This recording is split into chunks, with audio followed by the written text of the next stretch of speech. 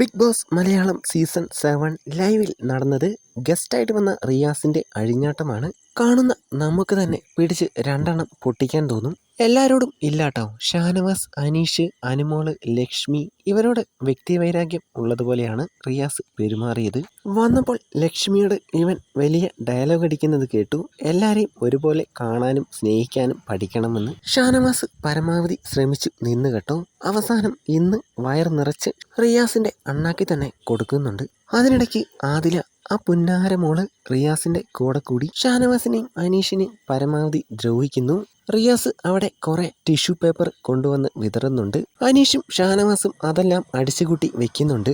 എന്നാൽ ആ വീട്ടിൽ കയറ്റാൻ കൊള്ളാത്തവൾ ആദില അതെല്ലാം തട്ടി നിരത്തുകയാണ്. നിങ്ങൾ എത്ര വേസ്റ്റുകൾ കൊണ്ടുവന്നിട്ടാലും ഞങ്ങളത് തൂത്തുകളയും, എന്നാൽ തൂത്താൽ പോലും പോകാത്ത വേസ്റ്റുകൾ ഇവിടെയുണ്ട്. ഷാനവാസിന്റെ മാസ് ഡയലോഗ്. റിയാസിന് എന്തായാലും വയർ നിറച്ച് കിട്ടുന്നുണ്ട്. അത് കണ്ടപ്പോൾ എന്തൊരു സമാധാനം. അക്ബർ, ഒനീല്, അഭിഷേക് ഇവന്മാരൊക്കെ എന്തൊരു മുതു വാഴകളാണ്.